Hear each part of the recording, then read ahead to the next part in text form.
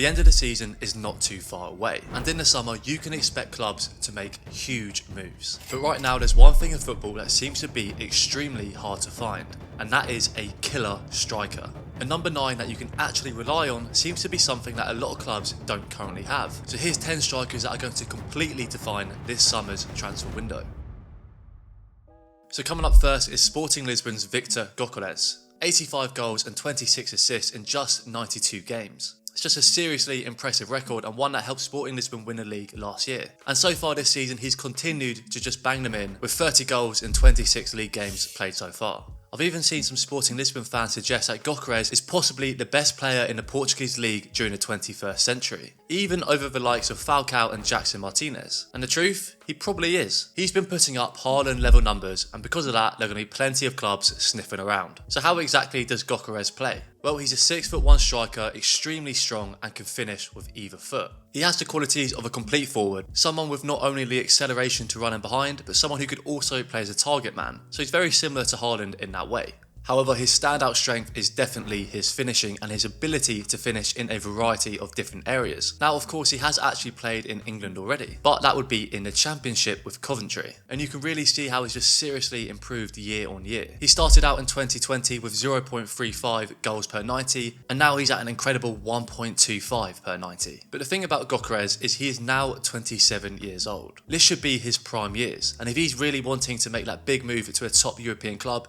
it really is now or never. He has a pretty hefty release clause of 100 million euros, but there has been talk that Sporting Lisbon could be willing to let him go for around the 70 million mark. And in my opinion, he is definitely worth that price tag, and I'll be shocked if he doesn't make a move to a big top club this summer. It's not really about if, it's about where. Where will Gyökeres go? What options do we think he'll have, and where does he really fit in best? I think there are two obvious answers here, and that would be Arsenal and Manchester United. Now, everybody knows that Arsenal really need a number 9, and someone who can come in and make an impact instantly. I think we can expect Arsenal to go in and make a move for him, but does he really fit into their system? I'm not so sure. Now, it's definitely fair to say he'd be an instant upgrade as a goal scorer rather than Havertz. But Arsenal don't really play with a striker who's going to drift into wide areas and get in behind like Gyökeres does. Currently we see Havertz with his back to goal, holding the ball up and bringing others into play. Gyökeres is not that guy. Gyökeres really needs that space to run in behind, and in the Premier League against a low block, it's possible that he might struggle. And the weird thing about Gyökeres, that at 6'1" you'd expect him to be really good in the air, but the truth is he's just not. Over the last 68 goals for club and country, only one has actually been a header. And we know that Arteta loves his set pieces. Headed goals from corners and crosses has become a bit of a staple at Arsenal, and with that in mind I think there are better options for Arsenal to go for in this list. But please don't think I'm saying that Gyökeres can't work at Arsenal, because wherever he goes he will 100% score goals. But Arsenal will have to change the way they play if they want to go down this route. And with Manchester United it's a bit of a different story. They seem to be the most logical club, considering it was actually Ruben Amorim who was the man who practically begged Lisbon to sign him in the first place. You'd think that United would be looking to bring in a prolific striker who they can rely on, so that Haaland can take a bit of a backseat and continue to progress as a striker. He'd certainly be an upgrade, but the truth is probably one that United fans don't want to hear. I think Gyökeres will simply have better options. He'll be wanting Champions League football at the very least, and this is something United are going to continue to struggle with when trying to bring in new players. If they don't win the Europa League this season, they will not have Champions League football, and they will struggle to bring in those proper players that they need. And number 9 is a player who's a bit of a throwback, promising young striker with an old school style of play. And that is, of course, Ipswich Town's Liam Delap. Another big striker like Gyökeres, he'll clatter into defenders all day long, but he also has the ability to link up play pretty well. In my opinion, this is the man that Manchester United need to make a move for. Doesn't look like United are going to be splashing the cash, and at 40 million, this could be a player who can really make an impact for an affordable price. He's got 12 goals so far in 31 league games, which is pretty impressive for a 22-year-old in a club battling to survive. Ipswich Town have actually only scored 31 goals all season, so Delap has actually been getting 38% of all their goals this season. And to put that into perspective, Salah has been getting 37.5% of all Liverpool goals, so it's clear to see just how important Liam Delap has been at Ipswich. But it will be a huge loss for them, as he looks like he's definitely going to move this summer, with United not being the only club sniffing around. Chelsea have also shown interest, with fans maybe growing a little bit impatient with Nicholas Jackson, who to be fair to him has 9 goals this season himself and has had some good moments, but Delap would definitely be an upgrade. Up next is the absolutely massive Slovenian striker Benjamin Sesko from RB Leipzig. A 6'5" striker with ridiculous power, which has led to him scoring some absolutely incredible goals. So as you'd expect, Sesko is absolutely brilliant in the air. With 37 goals in 81 games at Leipzig, it's clear to see why some top clubs are going to be looking his way this summer. Now in my opinion, Sesko is a really good goal scorer, but he's definitely not as well rounded as some of the other players on this list. For example, his link-up play isn't great and his finishing has been a little bit inconsistent. But a striker who's 6'5" and elite in the air will always be a massive selling point, especially in the Premier League. So for clubs unable to pay for those big strikers like Gyökeres and a certain Newcastle striker that we'll talk about later, he could be the perfect guy to fall back on. And again, it's the usual suspects that have shown interest: Arsenal, Chelsea and Manchester United. And Sesko has actually turned down Arsenal once before. He said he felt he could progress more at Leipzig, and to be fair to him, that's probably true. His game time would have definitely been much more limited at Arsenal, and you don't want a similar situation like Kola Manaya suffered, moving to PSG from Frankfurt and really struggling in his first season. So sometimes going straight to that big club isn't the best move. That being said, a move to Arsenal this summer is certainly possible. I'm sure that Arteta likes what he sees when it comes to that aerial ability, and we know that Arteta loves to have a big physical team. But Sesko, he's still a risk, a big risk. How many times now have we seen a striker do really well in the Bundesliga and come to the Premier League and completely underperform? He's putting up decent numbers, but he won't be that game-changing signing that some of these clubs are looking for. And up next is one striker that I feel like we've been hearing constantly about for the last few years. Victor Osimhen, 26 years old and currently playing his football at Galatasaray on loan from Napoli. Osimhen was absolutely crucial for Napoli in securing their first Serie A title since the days of Diego Maradona. He scored a really impressive 26 goals in 32 games, becoming the first African player to become the top goal scorer in a Serie A season. So you might be thinking, why would they send him out on loan? What has gone wrong? You don't send your best goal scorer out on loan unless something has happened. And well, you see, Osimhen had signed a new contract after that Serie A win,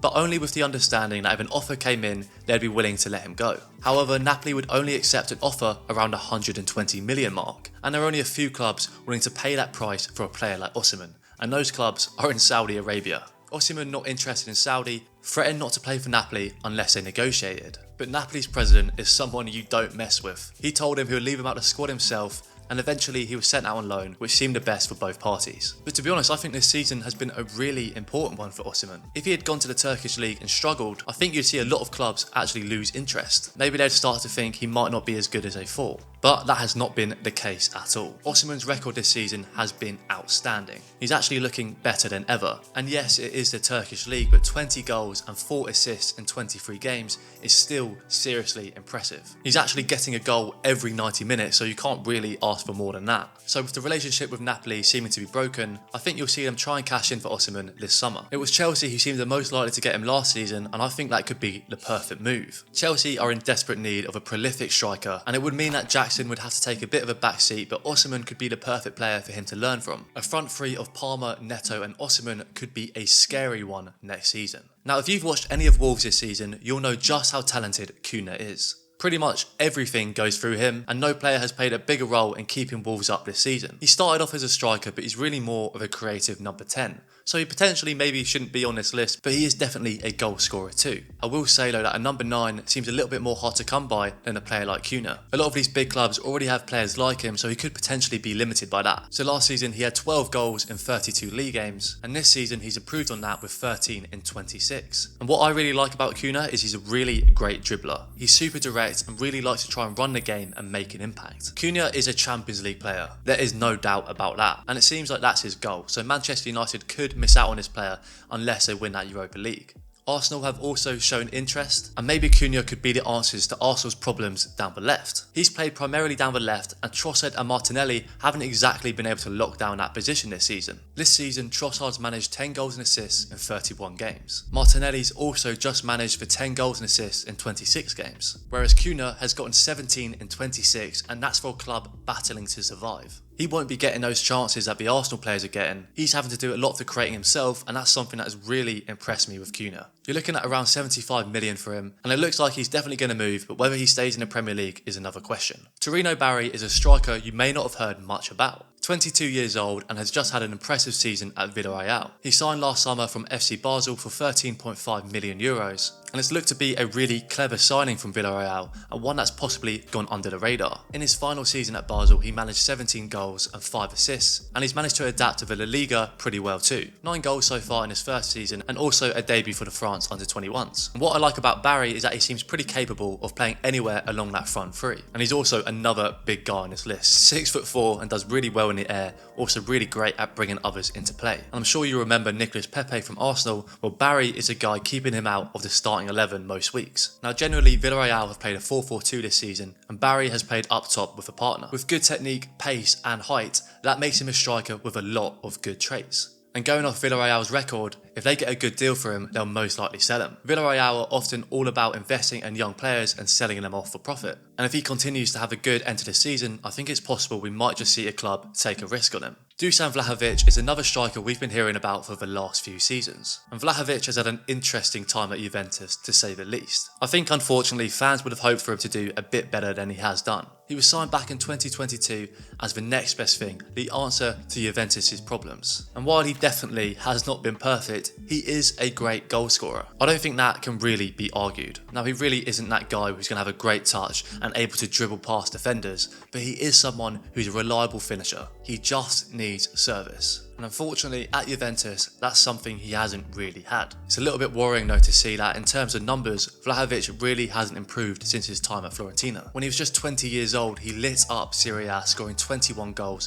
followed by 17 in his next season. And he's just not been able to put up those sort of numbers at Juventus. But the way they play hasn't really helped him much either. In this current system, he seems to be touching the ball a whole lot less. In one half against Napoli, he only touched it 6 times, so I think that pretty much says it all. It seems like he basically either scores a brace or he doesn't have a touch all game. So you really just never know what you're going to get with Vlahovic. That being said, if your club is looking for a traditional striker and you're a club who can give him the service that he requires, he could be a potentially good move. But if you stick him in a squad like Manchester United where they're already struggling to create chances, then you're basically just asking for trouble. However, if you're a Liverpool or an Arsenal and you've got all these technical players who are just brilliant at creating all these chances, then Vlahovic could be your perfect guy.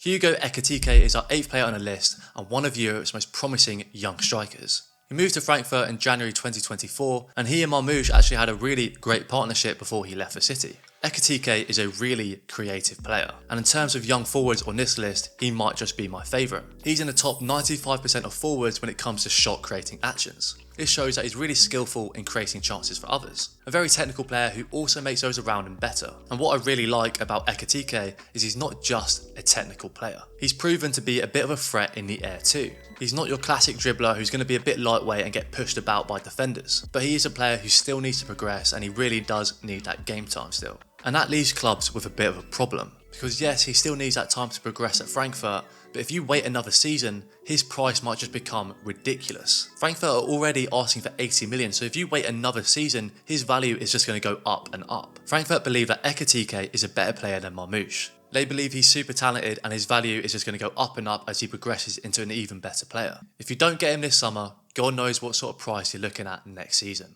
Since joining Liverpool, Darwin Nunez has scored 40 goals in 136 games. Nunez signed for 85 million, and I think it's fair to say he's not an 85 million pound player. It's his 3rd season now, and unfortunately we haven't seen much improvement, and it's looking like we're not going to get that player that Nunez was at Benfica when he scored 26 goals in 28 games. He scored 9 goals in his first season, 11 in his second, and the 5 goals this season I think will just be the nail in the coffin. I think we can expect Liverpool to move Nunez on this summer. But to be fair to him, he's still really well liked at Liverpool, and his work rate, it can't be faulted. He's got the height, pace and strength to be a really good striker, but the truth is when you go for 85 million, you're going to be judged on your numbers, and he just hasn't fulfilled it. We know that he thrives when running in behind, so a club where he's not facing a low block all the time, maybe we could potentially see him do a bit better. It's AC Milan who have had their eye on him, and I think AC Milan fans would probably have him in a heartbeat. And with Leao's future in doubt, Nunez could be their new guy. And now our last player on the list doesn't need much of an introduction. Alexander Isak has been absolutely brilliant. 59 goals in his first 101 games for Newcastle. And there were many questions about Isak when he first joined. Would he be able to adapt to the Premier League? Well, he certainly has, and right now he's one of the world's elite strikers. To be honest, right now you could even argue that he's better than Haaland. And maybe he doesn't hit those Haaland level numbers, but the way he's able to dribble past defenders and play pretty much anywhere along that top 3 sets him apart. Eddie Howe has given Isak the freedom to pretty much attack any way he sees fit. Whether that means rotating with a winger, dropping deep, or running in behind, it just means that Isak is such a handful and just so difficult to defend against. But Newcastle will be desperate to keep Isak. His contract doesn't actually run out to 2028, but if Newcastle don't get Champions League football, it could also mean losing out on Isak. He has to be playing in the Champions League. He's such a classy striker and we need to see him playing at the highest level. Right now there probably isn't a club in the world who's not interested in Isak, but the issue is the price. Newcastle are asking for 150 million, which is pretty insane. I'm not sure there's any club really willing to pay that sort of money, but it's actually Barcelona who seem like they could be possible candidates. With the absolutely huge Mbappe move to Madrid, Barcelona will be wanting a superstar for themselves. They also need a long-term replacement for Robert Lewandowski, but who knows if Barcelona even have half of that money to spend. I really can't see another Premier League club paying that sort of money. But if they don't get Champions League football, things might just get a little bit interesting. There have also been reports that PSG are also looking to bring in Isak after losing star player Mbappe. Now if you want to watch a video on just how that PSG super team with Mbappe, Lionel Messi and Neymar failed, you can do so by clicking here. If not, new videos will now be coming out every week. So thank you for watching, subscribe and I'll see you on the next one.